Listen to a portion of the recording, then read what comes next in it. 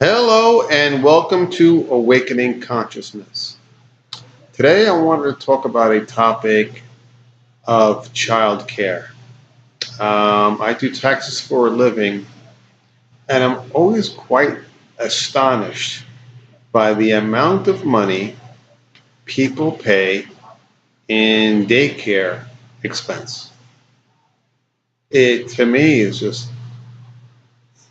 incredible. I mean, it's just incredible the amount of money that I see people paying.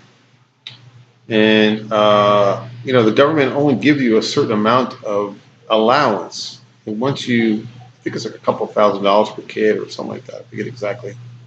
So once you go over $2,000 per child, none of that is deductible. None of it. So I have clients that pay $8,000 per kid, and after $2,000, it's not tax deductible. It's not a credit anymore because there's a thing called child care credit.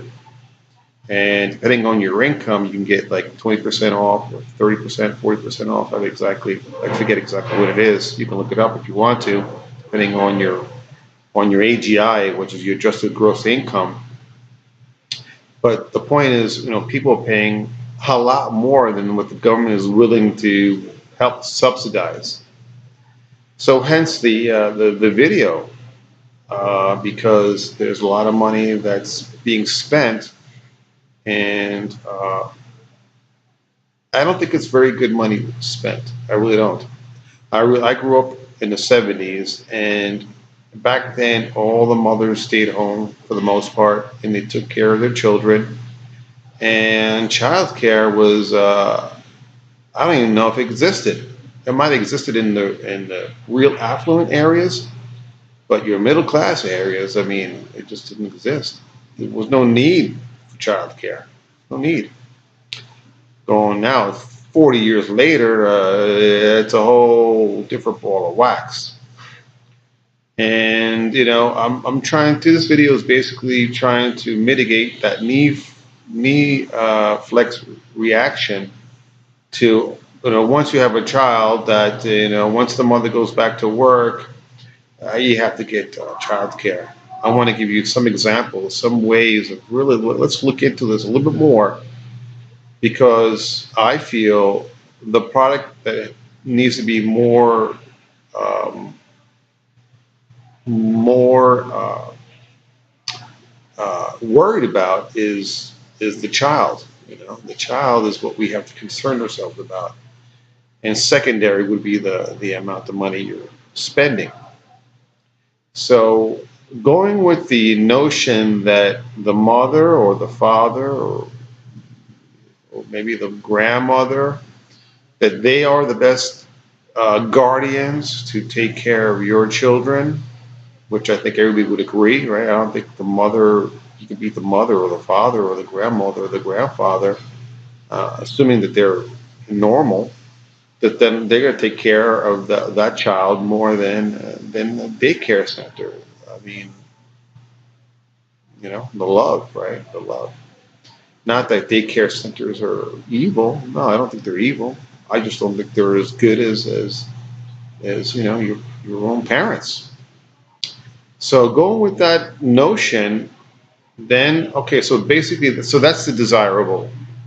Okay, if everything was great and there was nothing in regards to a monetary or a time situation, uh, every parent would love to be able to take care of their own children or parents thereof.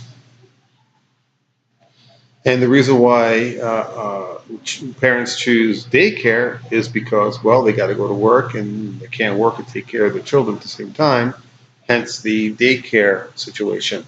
And I fully understand that.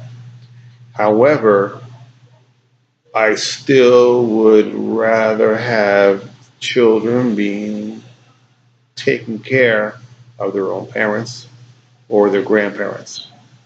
So how do we get there? How do we go from here to there? All right, that's the question. So let's look into the numbers. Let's take two situations. A married couple, and these two situations are going to have two kids. Right? Some people have one kid, some people have four kids.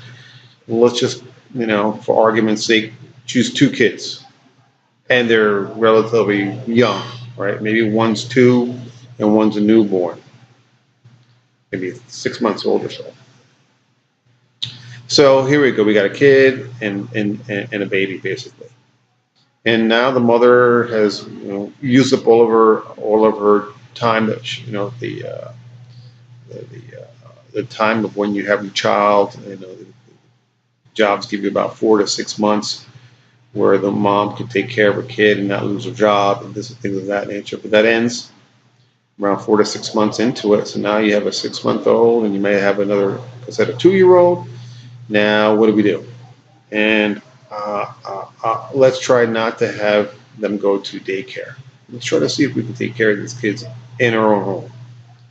So we have a married couple. Now, for example, let's have a married couple, it could be a mother can take care of the kids, or the father, either one.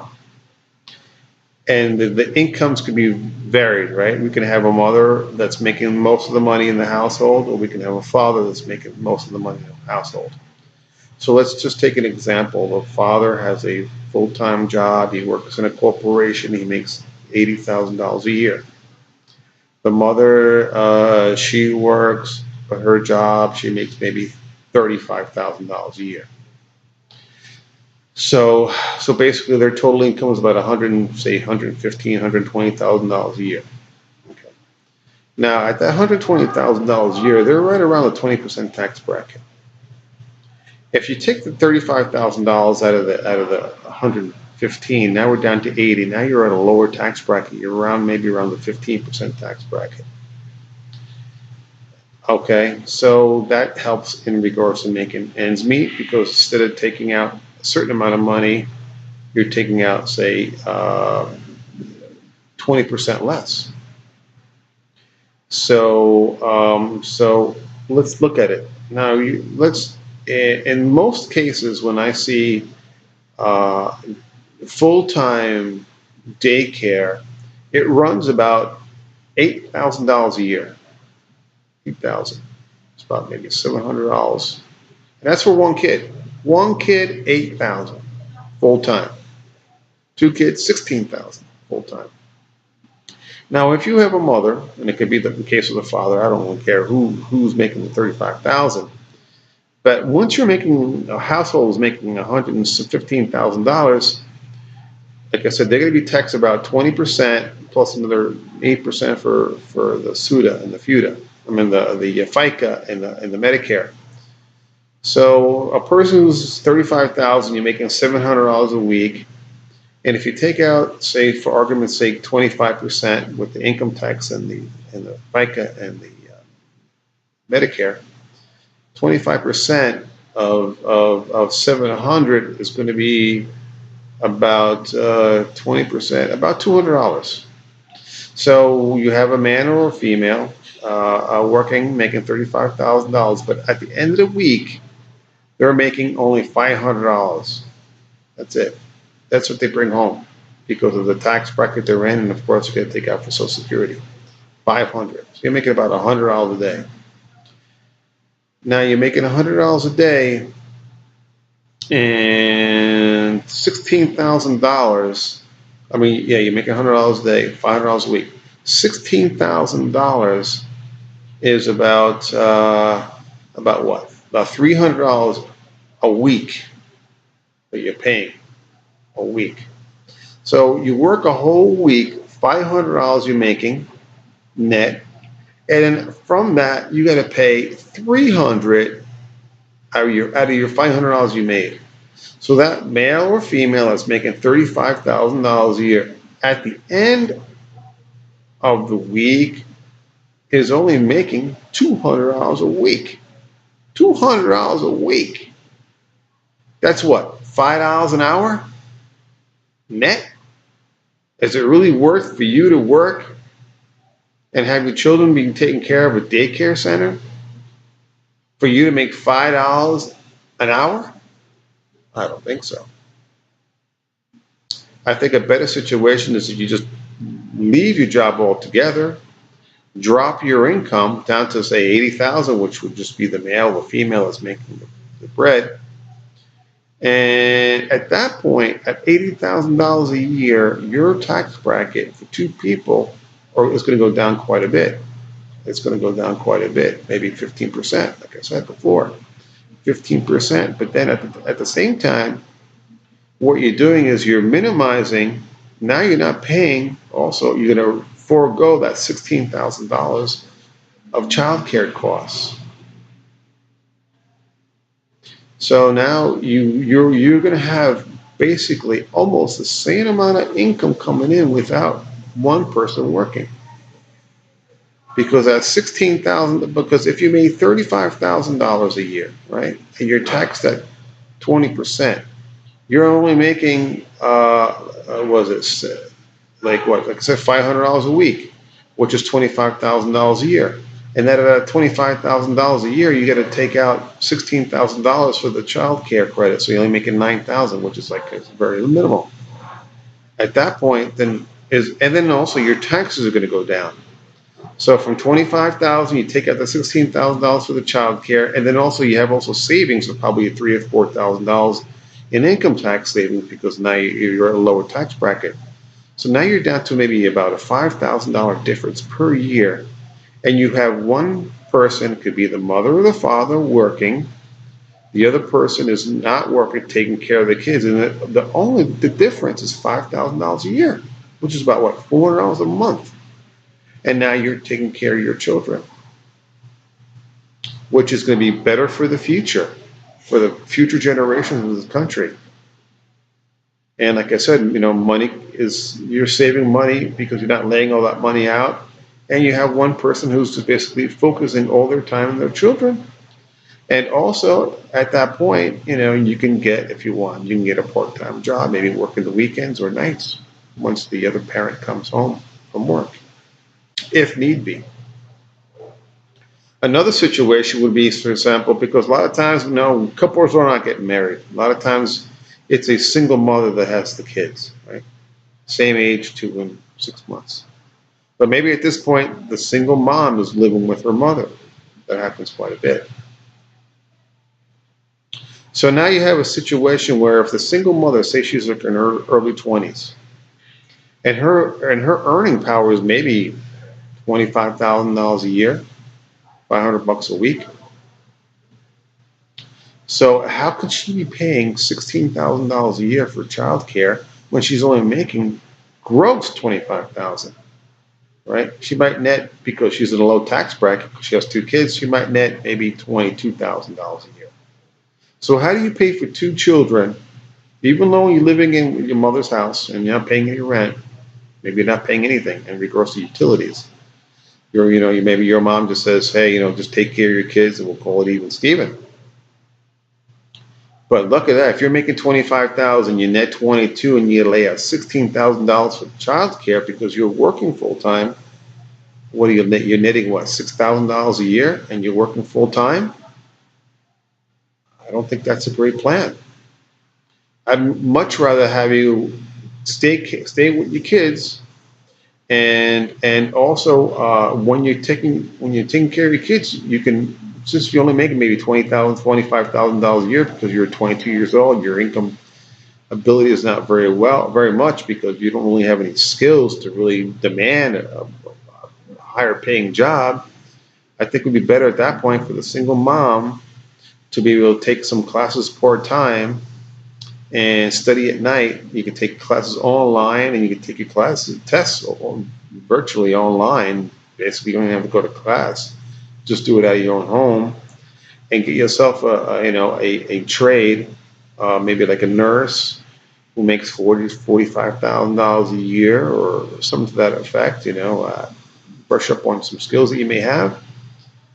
And at $45,000 a year, 5-6 years down the road, just doing it part time, then at that time your kid's already in grammar school, and at that point, you're 5 years into your schooling, you pass your schooling, you say you're 27, 28 now, and you get that nursing job at $40,000 a year, At that point, once your kids are in school, your daycare costs are half because they're only going to daycare half the time.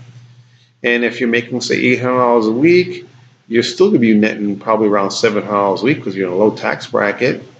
Net of that $700 a week, you'll have to pay maybe $150 a week for your child care, for the after school care. And then you're left about $550 a week. I think that's a better situation. And like I said, your kids have been going to been taking care of you, your mom, the mom, or the dad, or the grandmother, which I think is, like I said, once you have your kids, your first worry, preoccupation is your kids. And like I said, if we could take care of our kids in the house during their formative years, that's the best way to go. I've seen the difference. I know the difference. I remember when I was growing up, all the kids were taken care about from their moms, and all those kids were good kids. They were good kids. They were well behaved, and that was a consequence of their mothers taking care of their kids, being priority number one. And right now, I think we're losing a lot of that, and that worries me. And it's not really unfair to the children. They need that love from their parents the most. The money is secondary to them. So those are the tips I want you to think about. Try to work it out. You got to look at the whole situation. Have to look at the whole situation. Is it worth for you to work and only really net $6,000 a year after you pay the daycare? I don't think it is. And second of all, if you're not working, do you need a great car? You don't need a great car. Just need whatever car you get, a cheaper car. You don't have to spend so much money on a brand new car because you're not commuting back and forth to work. You're just maybe taking your kids to playground, or got to go grocery shopping. You don't need a brand new car to go grocery shopping.